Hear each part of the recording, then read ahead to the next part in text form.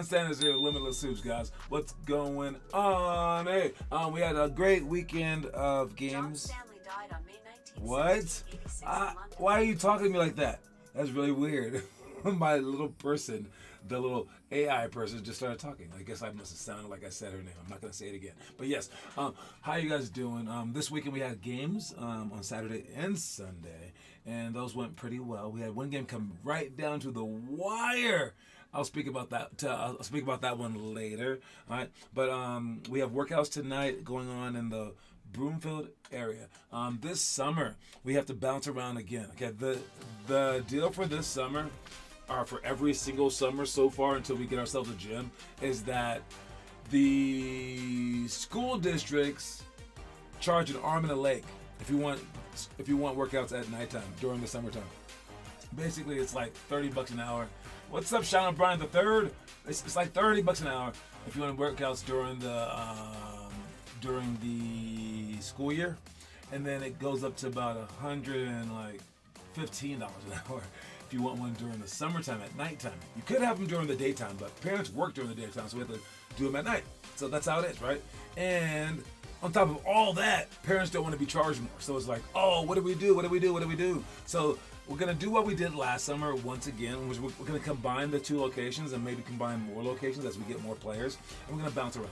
All right, I know it's not optimal, but I mean, it's better than charging your parents more money, correct? All right, it's better than not going at all. So that's what we're going to do. And hopefully by next year, we actually have like a full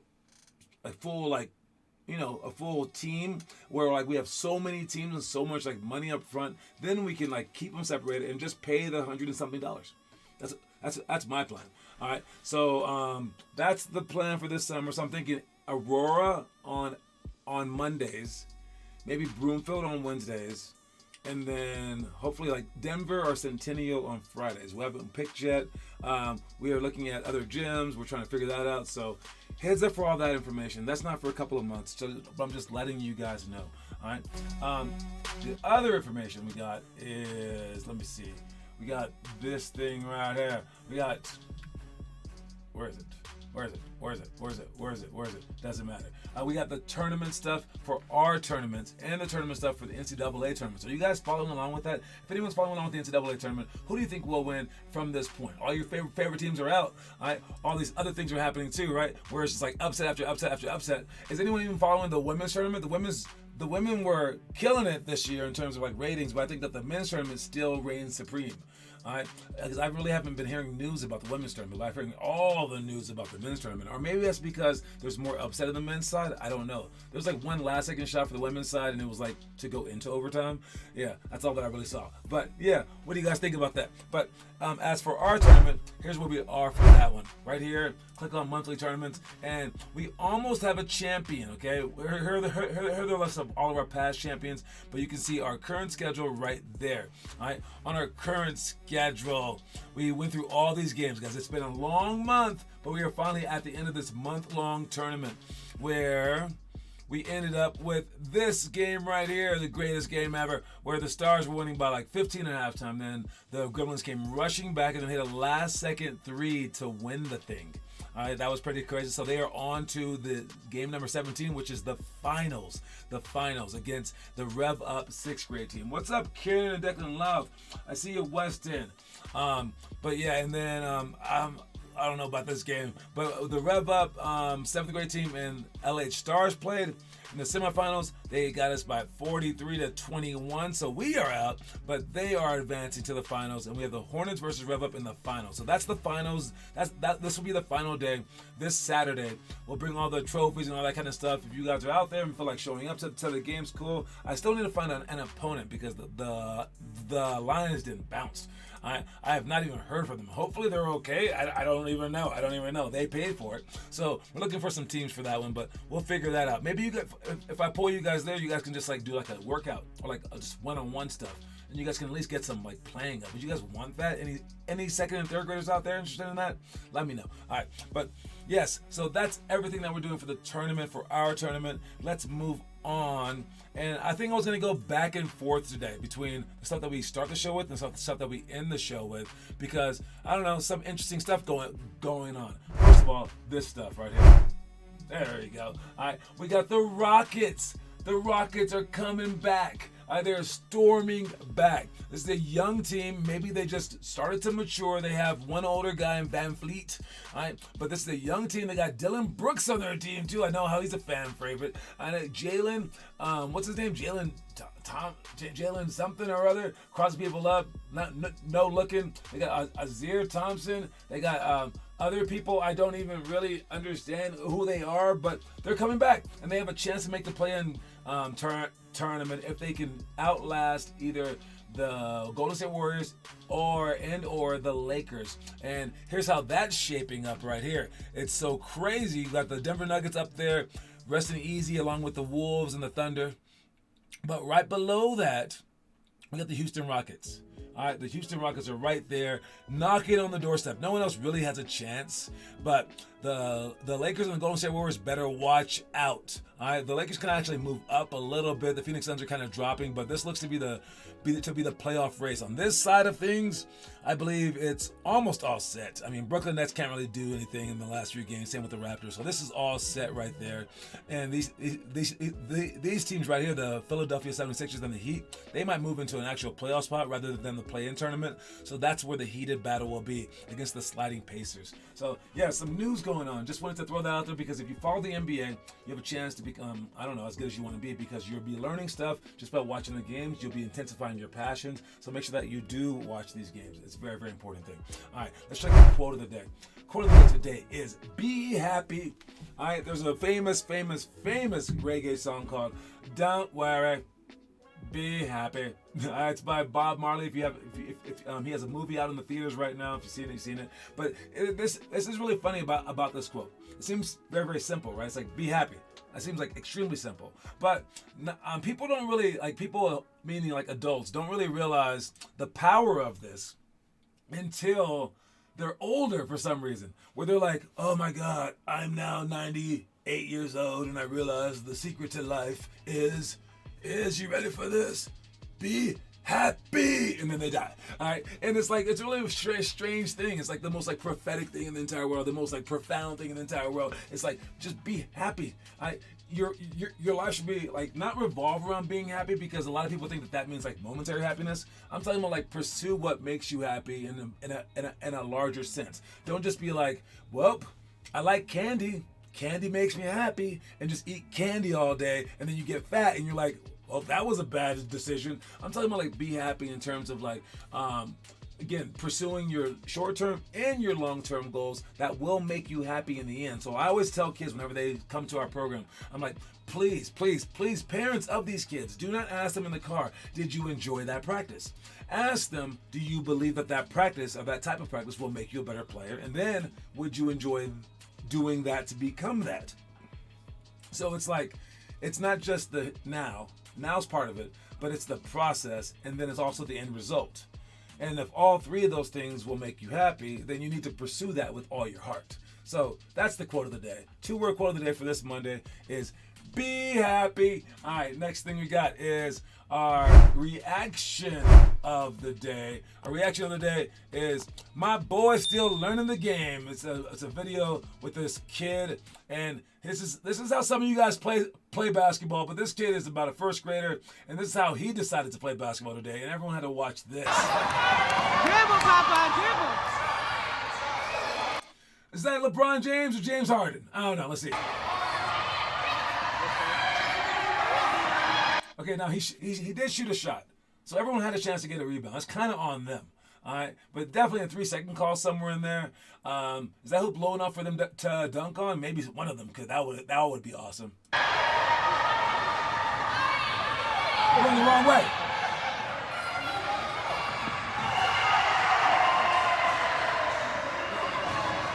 Literally looking like some of our players who don't pass the ball as much are looking out there, where they're like, dude, is this show all you or what?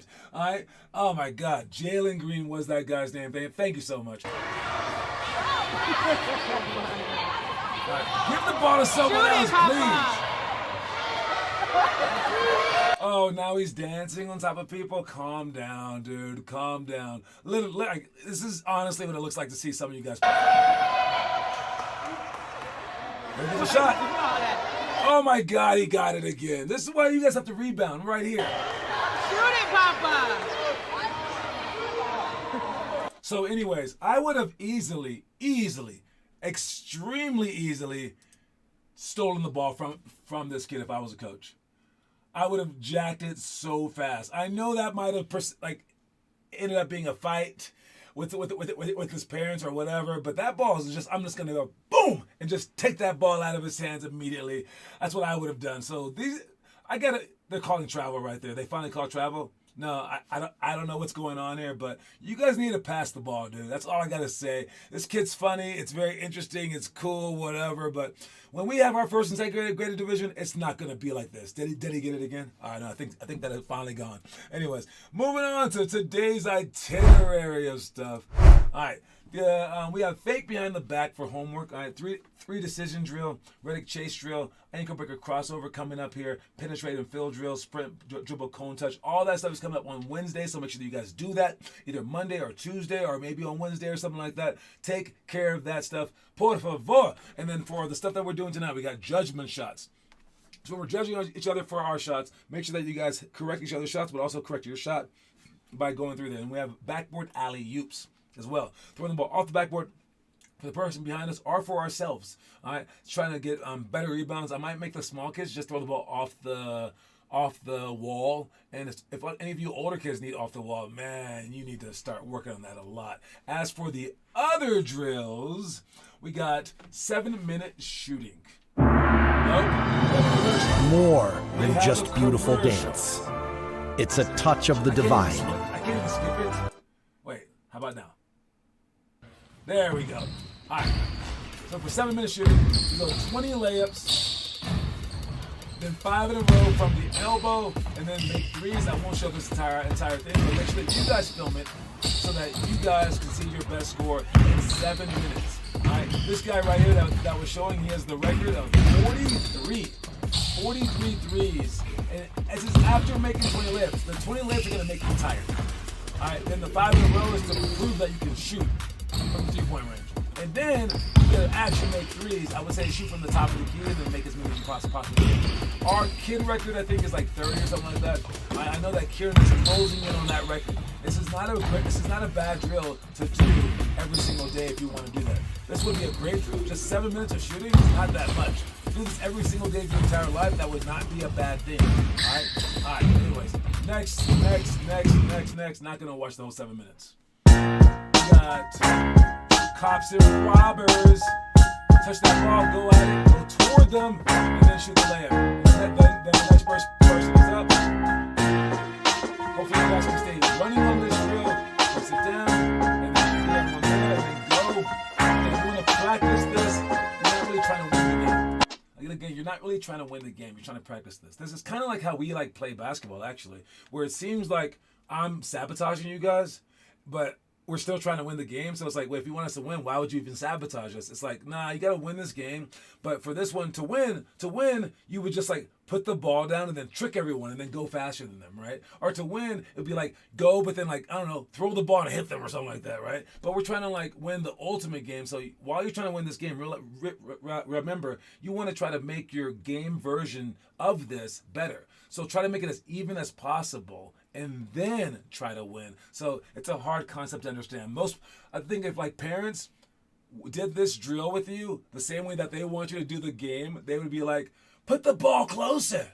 Just put the ball closer so you can win, Billy. Just put the ball closer to the basket. No, dude, start in the right spot. Start in a spot that would actually hurt you, and then try to win. And that's when you can be on a fast break and get actually better at basketball. All right, it's a really, really good drill in terms of the metaphor of that. All right, next drill is pump fake two skate dribble. Step in 1, 2, higher pump fake, please. Long foot, step in with your strong foot. All right, weak foot first. 1, 2, step up and shoot. The last drill is battle ropes. So we'll have the battle ropes out there as well. So keep the battle ropes on the court as we go.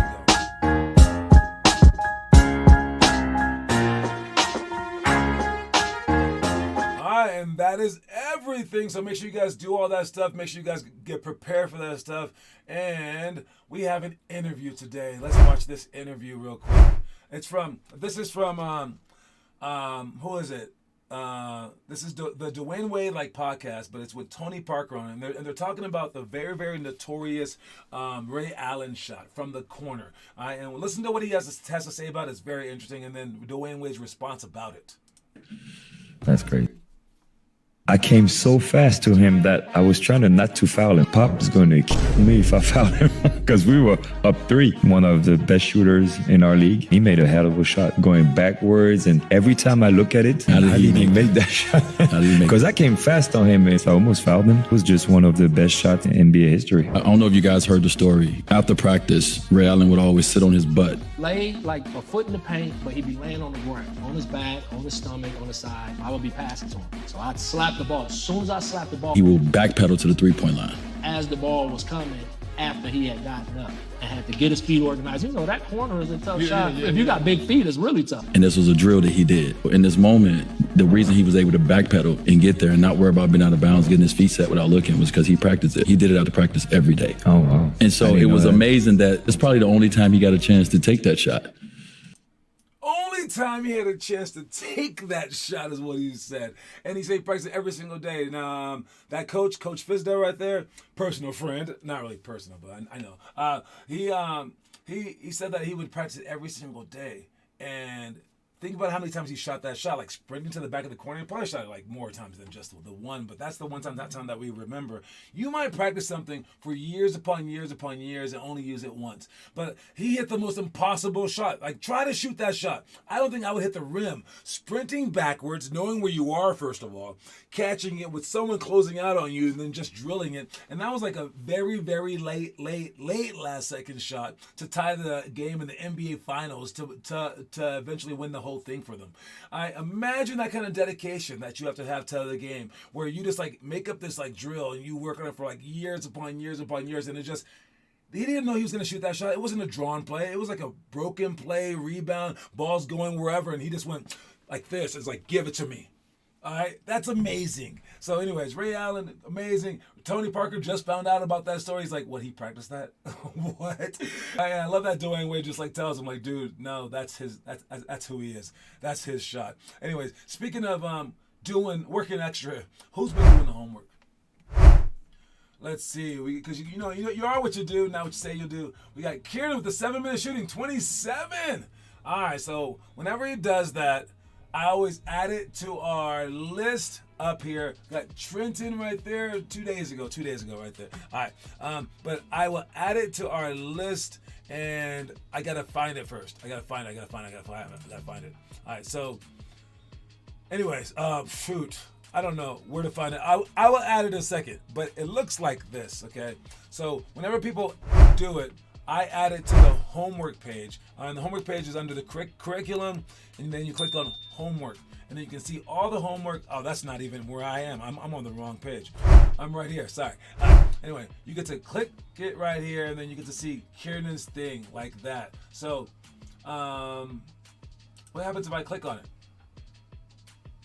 Shows me the drill. Nice job. And this is Kieran doing the 7-minute drill. All right. I think I can share it. Can I share this to my playlist? Let's see this thing. Save. Am I in mine? Oh, right there. The best 7-minute drill scores. So now Kieran's 7-minute drill score is saved to the best 7-minute drill scores. Now, you don't always have to make that list. Okay, you don't have to make that list. You can absolutely just try and fail, okay? And it'll still be a great drill for you. And then if you look at our best 7-minute drill times, all right, this one isn't the best, but it's one of the best, and he's actually tied at one of his best scores. So I go to the bottom, and I'm gonna put that one toward the top.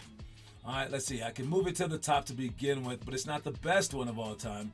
So it's below the 43, below the Gavin Dodge 30, below his 29, and below his 28. I'll make it above his previous 27. So these are our top times of all time. We got 27 a few times. Then we got Kieran Louth with 28, Kieran Louth with 29, Gavin Dodge with 30, and then Sean Smith with 43. All right, so these are the top scores of all time. Post your video. And again, if you fail, it's okay. It's okay. It just makes you better because you did shoot those shots. All right, let's check the story of the day. Watch it. Which is more important, school or basketball? If you truly want to go D1 or pro, you should answer the same. Treat basketball as you would a class and never completely ditch one class for another. Don't place basketball over school or anything, but there's nothing wrong with placing it on the same exact level. That's one of the toughest videos I've ever made. Not in terms of like, obviously like animating it. I'm talking about in terms of like how I worded that, because it's such a faux pas thing to say. It's like a taboo thing to say that you should put basketball as high as you put school. And people are like, oh, excuse me. All right, look, man. Hey, ask those same people. Did school teach what it should teach for life? Or would you ever change the school curriculum? I'm sure every one of those people would be like, nah, school should teach you how to do taxes. School should teach you how to cook better. School should teach you. It's like, yeah. But then you say, but is school important? And they would say, of course. And they would say it's important for this reason. School is important because it teaches you how to learn. All right? It learns you how to teach. All right? It basically helps you get through life. That's what it does. Sports does the same thing. All right?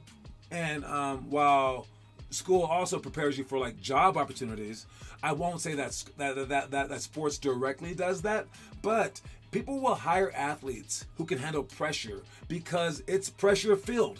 All right, we had a lot of people talking this weekend, and we'll talk more about that in a second. But they were like, it's like, how much pressure should we apply to a kid?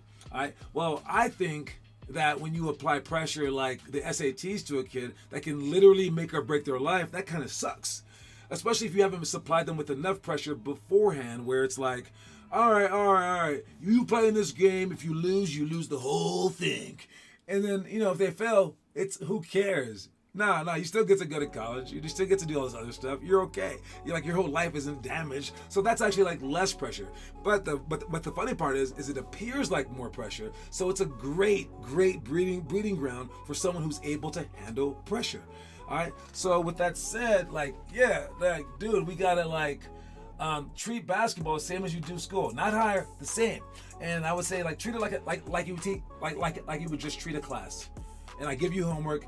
Do what you would do for school for that class. It's just one extra class. And don't forget, one of your classes, freaking PE. You know that they're not assigning homework, okay? So this is one of your classes. That's it. So how many days of class would you skip? So we practice 3 days a week or 4 days a week now.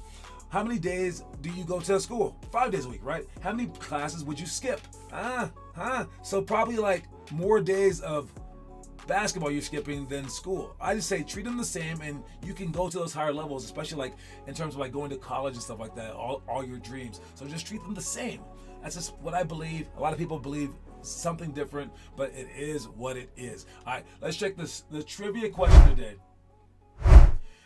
The trivia question today is a 1989 NBA champion and a 2-time WNBA champion as an assistant coach with the Detroit Shock. Who is this man? Who is this man? It is a man. It is a man. It is a man. It is a man. All right. Who is this guy? Who is a 1989 NBA champion and a 2-time WNBA champion as an assistant coach? I was reaching with this one. All right, with the Detroit Shock. All right. And the answer should not shock you if you know anything about basketball, okay? It shouldn't shock you because I said, the Detroit Shock. It shouldn't shock. Okay, no one gets it. Don't worry about it. All right, but yes, this guy was a 1989 NBA champion and a 2-time WNBA. Who is this? Bill Laimbeer. You know what? I think I've asked this question before. Like a year ago, and I believe last time you said Bill Laimbeer as well. It is not Bill Laimbeer. That is so weird that I didn't remember it till right now. That is so strange. But Bill Laimbeer was on the 1989 NBA championship team. So you guys haven't said at the end of the show to answer this, but he was a two-time WNBA champion as an assistant coach. I think Bill Laimbeer also coached a women's program somewhere or other. That's might be where you're getting that from. But it was not Bill Laimbeer. All right, who would it be? All right, anyways, you guys haven't until the end of the show to answer it. Answer it at any point in time, and I got to move on to the last thing today, which is this right here, and this is our debate. Okay, this is what I was just talking about. All right, let's see, what is that? Oh, LOL. But yes, the debate is, what is competitiveness? What is competitiveness? And I've been like scrambling for like 3 weeks trying to like encapsulate competitiveness. And we all know like the competitive person who's like this person right here, like arm wrestling, like I'm gonna beat you, right? I think everyone's competitive, almost everyone to a certain extent. I think the people who want world peace, they're very competitive. Even they're just doing it in a peaceful way. The people that want like, to be really, really organized, that's competitive as well, because that's extremely hard. We want to be competitive in our own ways. People who cheat, they are obviously competitive, but they're going too far with it, right?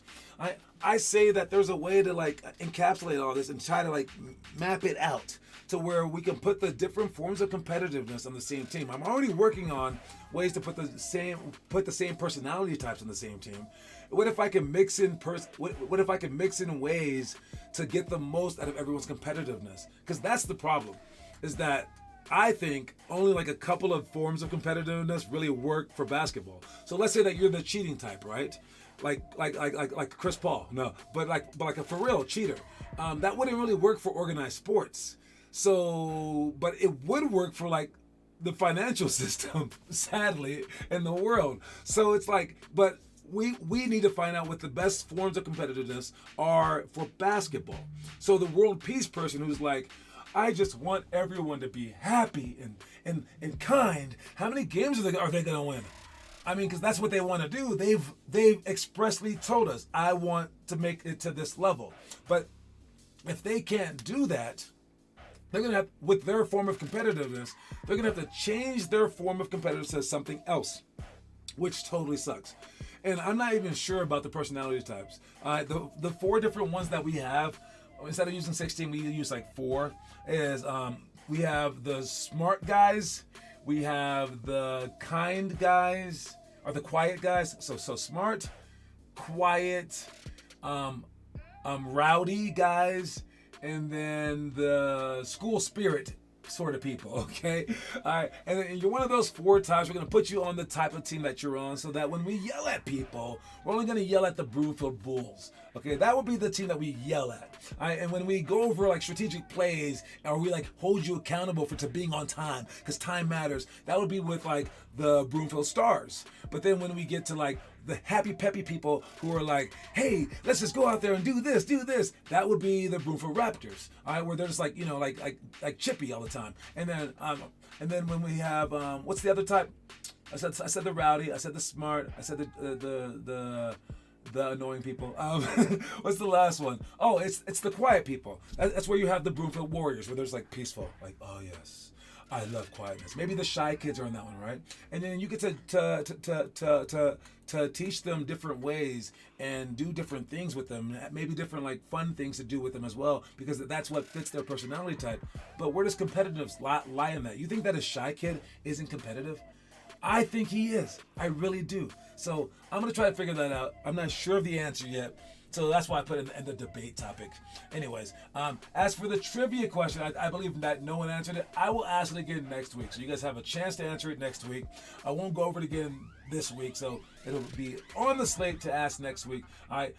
And for our last thing, before I see you guys tonight, don't forget that the quote of the day is be happy. Did I skip anything? I went out of order so to make sure I didn't skip anything. I don't think I did. All right, so I will see you guys soon. All right, championship games this weekend, workouts tonight, and then this summer we're going to be organizing all that stuff as well. And then don't forget this, your entire life, please. All right, it's be happy. Like, make sure that you're a happy person. And if working hard makes you happy, oh my God, you are in the right program. You are in the right program. I'll talk to y'all soon, man. Peace.